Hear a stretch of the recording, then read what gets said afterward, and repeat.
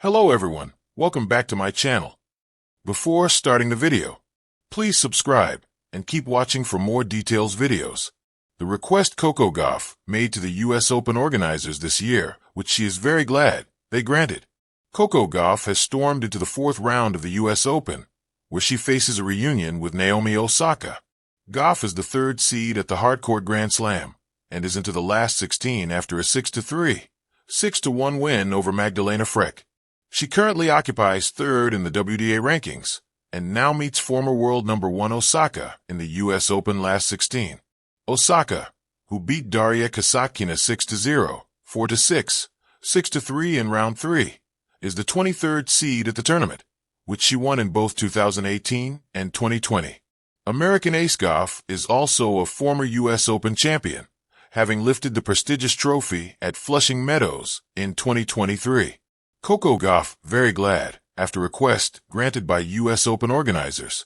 Gauff found it hard to see the ball in her win over Frech, after which she was asked about the conditions in New York by former player Laura Robson.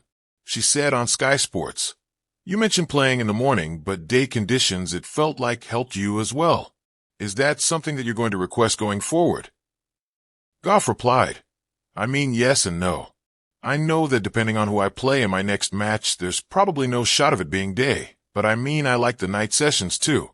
I think I feed off that energy as well, and in those tough moments a night crowd is I think a bit more intense. But yeah, I mean I've done well both times, so I don't know if I will request off that. But I did request can I have at least one day session, because finishing every night at like 1 or 2 a.m. is not the best for the slam. So I was like, can I just get like at least one? And so I was glad that they were able to give me that, but I don't know if I'll get some more." Gauff has drawn huge support at this year's US Open, with Arthur Ashe Stadium having hosted all of her matches so far. The 21-year-old did, however, suffer a scare there in her opening match, in which she beat Ajla Tomljanovic 6-4, 6-7, 2-7, 7-5. Another battle against Donna Vekic followed in the second round, where the home favorite won 7-6, 7-5, 6-2. Focus now turns to Osaka, who knocked Gauff out of the 2019 US Open in round 3, when the American was making her debut at the event. The 15-year-old wildcard was left in tears following the defeat, although was comforted by Osaka after the 6-3, 6-0 loss. Osaka was the defending champion and the top seed in New York, but showed maturity beyond her years, given she was still only 21 years old. A champion's ask, Coco Gauff's request that empower transition. Coco Gauff, the electrifying American phenom, continues to demonstrate that her leadership extends far beyond baseline victories and Grand Slam titles. At the 2025 Canadian Open, she didn't just contest matches, she helped contest the rules themselves. Amid the relentless grind of back-to-back tournaments, she found a loophole, lobbied for a change, and the organizers listened. The overlapping circus. For elite tennis pros, the stretch between the Canadian Open, Montreal, and the Cincinnati Open can feel more like a sprint than a 2-week warm-up before the US Open. These calendar neighbors often collide, forcing players into logistical gymnastics, travel, practice, recovery, and tournament routines compressed into an impossible window. In Montreal, Gauff found herself in such a predicament, not through any misplanning, but thanks to her own double success. An unexpectedly deep run in doubles of her final appearance meant she stayed longer than expected in Canada, with little leeway before the Cincinnati singles event began. A bold request. Instead of silently navigating the chaos, Gauff raised her hand. She pushed really hard for that final to be on Wednesday. A modest, meaningful request to help ease her transition between the tournaments. And to her relief, the Canadian Open organizers agreed. Their flexibility wasn't just a procedural tweak. It was a tangible acknowledgement of the athlete's burden and her proactive voice. Gauff expressed her gratitude, saying she's very grateful for the tournament to grant that. Tennis head. Behind the words, what it means. Advocacy in action. Gauff's request underscores that prompting even small changes in sports scheduling can matter deeply. It's a nod to athlete wellness, to respecting the nuanced physical and mental states competitors navigate. Empowerment through collaboration. By speaking up and being heard, Gauff modeled empowerment. She didn't rail at the system, she engaged with it. That kind of collaborative spirit paves the way for smarter sports administration, championing female athletes. Her success in both singles and doubles highlights the dual roles many women in tennis carry.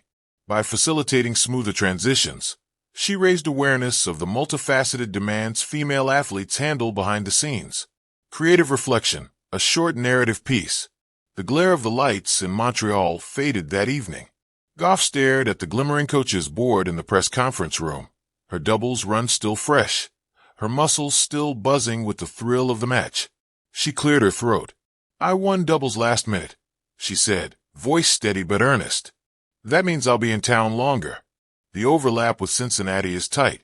I'd like to ask, could the final be scheduled Wednesday?" Silence. Then a nod. A whisper of conversation.